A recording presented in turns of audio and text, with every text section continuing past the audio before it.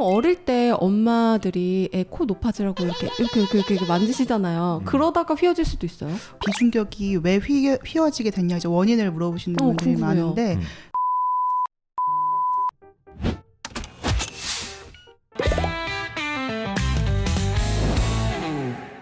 건강은 채우고 웃으면 더하는 나는 사다 시즌5. 네, 오늘은 삼성창원병원 권경원 교수님과 단국대병원 유신혁 교수님을 모시고 비중격에 대해서 이야기를 좀 나눠보려고 합니다. 코가 왼쪽 오른쪽 있긴 한데 굳이 이게 비중격으로 나뉘어 있을 필요가 있나.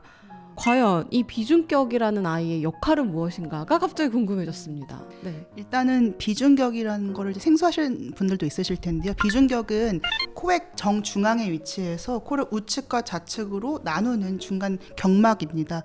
집 지을 때도 제일 중요한 게 집의 기둥이잖아요. 네네네. 그러니까 코의 구조를 지탱해주는 기둥 역할을 해줍니다. 아, 그러면은 코가 이렇게 높은 사람들은 비중격도 더 높고 이렇게 그렇죠. 밑에 그 상악골이 특별하게 높지 않는 한 비중격도 그만큼 높다고 저는 보고 있습니다. 한가희 씨 같은 그런 분들은 비중격이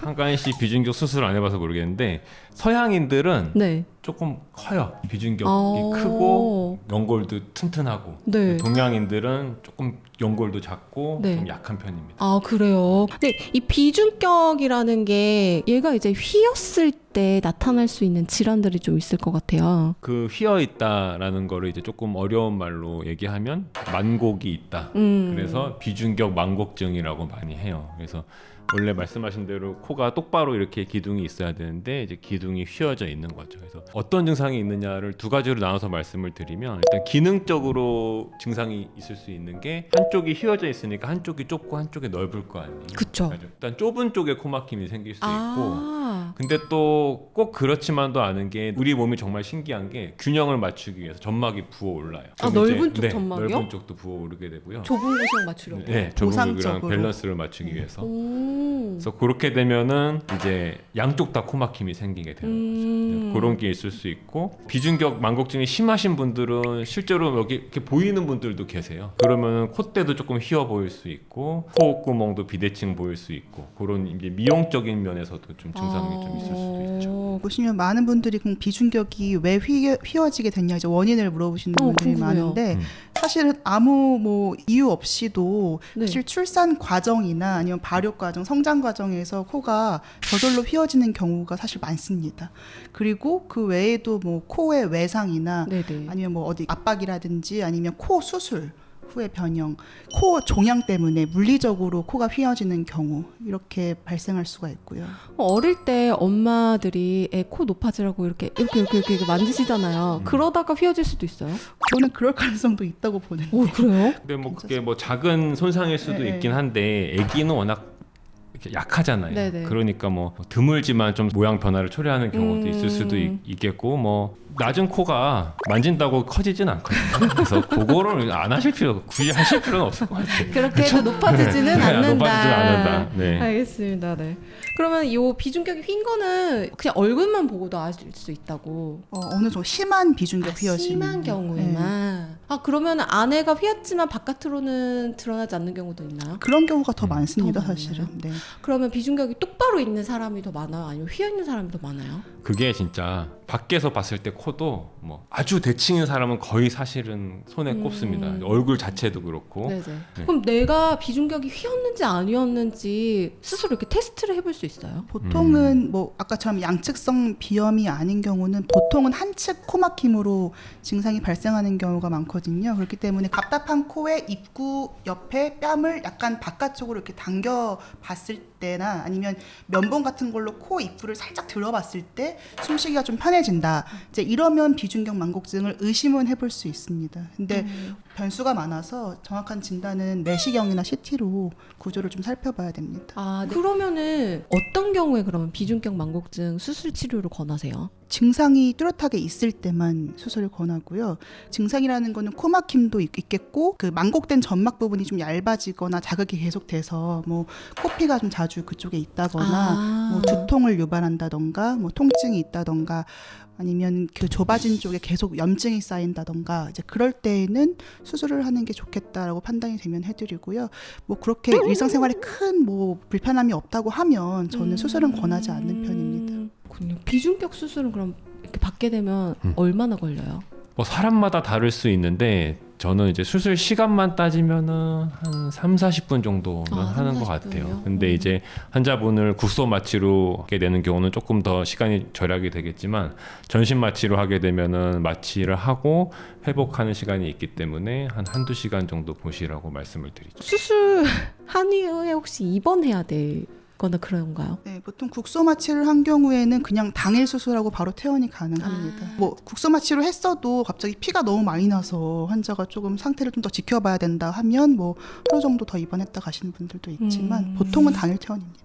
근데 이 비중격 휜 거를요 어떻게 수술해요? 휘어 있는 거를 펴려면 이렇게 어떻게 하지? 그게 이제 네. 엄밀히 얘기하자면 휘어 있는 걸 피는 건 아니고요. 네.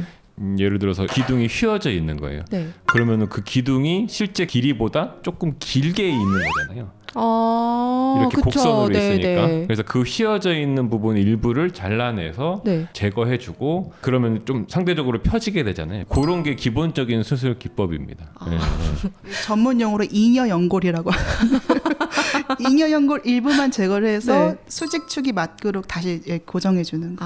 네. 그런 비중격이 휜다라는 거는 길이가 길다라는 것과 같은 뜻이에요? 어느 정도 조금 뭐 같다고 보셔도 될 것 같아요. 네. 회복은 혹시 어느 정도? 그러니까 내가 이제 불편감 없이 일상생활을 할 수 있는 데까지는 얼마나 걸리나요? 그게 사람마다 기준이 다른데 그냥 일상생활 샤워하고 뭐 조깅하고 이런 것들은 사실 퇴원 후에 바로 가능하다고 전 설명을 드리고요. 그래요? 네. 조깅해도 돼요? 그래도 약간의 가벼운 산책 정도. 아. 근데 막 러닝이라든지 네네. 이제 특히 제일 중요한 거는 수술 후에 코를 세게 풀지 말라고 이제 코피가 날 위험이 높다고 한 일주일간은 코에 압력이 안 가게 풀지 말고 무거운 거 들거나 무리한 활동하지 말라고 말씀드리거든요. 저는 이렇게 말씀을 드려요. 수술 이후에는 지옥을 맛보게 되실 겁니다. 코로 숨을 쉬실 수가 없을 거예요. 왜냐하면 코 안에 지혈솜을 가득 넣어놓거든요. 네. 그러면 이제 입으로 숨을 쉬게 되면 입이 마르고요. 네. 그럼 진짜 잠도 못 자고 막 머리도 아프고 환자분들이 다 죽겠어요 그래요. 수술 직후에는 지옥을 맛보게 되실 겁니다. 하지만 2주 뒤에는 천국을 맛보게 되실 거예요. 실제로 비중격 수술이 굉장히 효과가 좋은 수술이에요. 그래서 하고 나서 만족도가 굉장히 높습니다. 이렇게 내가 코로 숨을 쉴 수 있었겠구나. 내가 지금까지 인생을 헛살았구나 하는 그런 효과가 있는 정도군요. 분들이어서 한 번쯤 검사를 해보시는 게 또 괜찮아요. 요새 요 질문이 참 많았어요. 감기에 걸리면 내과를 가야 하냐 이비인후과를 가야 하나. 코 성형을 할 거면 성형외과를 가야 합니까 이비인후과를 가야 합니까? 그건 이비인후과 의사가 둘이 있는 데서 물어보면 네. 당연히 감기도 이비인후과, 네. 코성형도 이비인후과죠. 네네. 네. 근데 뭐 과별로 장단점이 있는 것 같아요. 성형외과 의사들은 네네. 모양을 조금 더 예쁘게 뺄 수 있는 것 같아요. 자기 경험이 많으니까 모양에 네네. 대한 거는. 하지만 비중격 연골을 이제 매니지하고 컨트롤하기에는 이비인후과 의사가 저는 더 낫다고 봅니다. 예전에는 무조건 아마 성형외과를 가셨을 것 같아요. 근데 요즘에는 그 경계가 모호해지고 이비인후과 중에서도 저처럼 이제 코 성형을 좀 특화해서 하시는 분들이 있거든요. 그런 경우에는 이제 환자분들도 이제 다 알아요. 그래서 나는 코 구조도 완벽하게 하고 싶고 뭐 코 모양도 놓치고 싶지 않다라고 하면 다 검색해서 오시더라고요. 네. 그렇군요. 그러면 이 영상을 좀 늦게 보셨어요. 그래서 이미 코 성형을 하셨어요. 근데 내가 비중격 망곡증이네?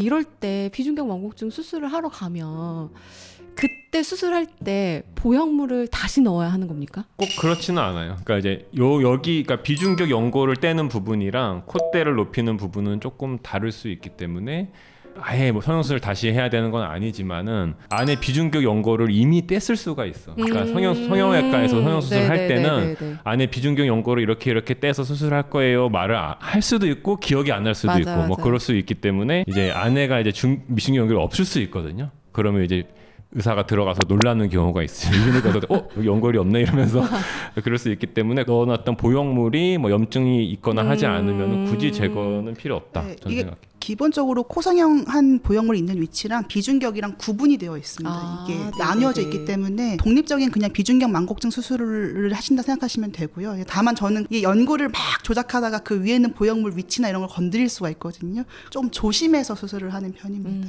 할 때는. 그 비중격 망곡증 수술하면 휘었던 코도 쫙 펴집니까? 겉으로 보이는 코도? 저도 환자분한테 여쭤봐요. 숨만 잘 쉬시면 되나요? 아니면 코 모양도 좀 반듯하게 이뻐지시기 원하나요? 여쭤보죠. 그러면은 네. 그냥 이왕 하는 거 조금 반듯해지고 싶어요라고 하시는 분들이 많거든요. 그럼 그때 이제 조금 더 신경 써서 이제 기능성 코 성형술이라고 해가지고 그 연골 어차피 채취한 비중격 연골을 좀 조작을 해가지고 이제 코 모양을 반듯하게 하는데 이제 신경을 써서 넣어드리거나 뭐 조작을 합니다. 그럼 이제 비중격 망곡증 수술하면서 코 성형을 같이 하는. 뭐 근데 아까 말씀드린 대로 간혹 뭐 그냥 비중격만 수술했는데 코가 반듯해지는 경우도 있긴 하거든요. 근데 그거는 애초에 코 휘어짐 원인이 딱 연골성일 때만 그렇거든요. 아주 간혹. 근데 대부분은 뼈, 뭐 콧날개, 연골 뭐 다 복합적인 문제가 많아서 그럴 때는 그냥 아예 코 성형술까지 같이 해서 아예 재교정을 해준다 생각하시는 게 좋습니다. 혹시 그러면 코가 큰 사람이 시술하기가 편하신가요? 저는 비중격 망곡증 할 때는 크게 뭐 선호하는 그런 건 없습니다. 그 코가 크거나 작거나 그건 상관은 없는데 코가 연골이 좀 너무 약하면 종이장처럼 어떻게 해도 다시 또 휘어지거나 그럴 가능성이 높아서 이제 근데 보통 코가 작으신 분들이 코 연골도 좀 얇아요. 그렇기 때문에 그런 경우에는 그 코 앞부분은 연골이고 뒤엔 뼈거든요. 그럼 뼈 일부분을 살짝 채취해서 그 앞에 있는 약해진 연골에 이렇게 덧대서 좀 튼튼하게 재건해주는 방식으로 수술을 하고 있거든요. 코가 크면 아까 말씀하신 대로 외국인 코처럼 안에 연골이나 재료가 많기 때문에 그래서 그때는 큰 걸 훨씬 선호합니다. 그쵸. 네. 냉장고를 부탁해도 보면 냉장고 안에 재료가 좀 풍부해요.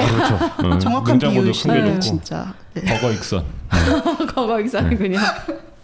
알겠습니다. 오늘 이비인후과 전문의 두 분 모시고 비중격 망곡증에 대해서 이야기해봤습니다. 두 분 감사합니다. 네, 감사합니다. 감사합니다.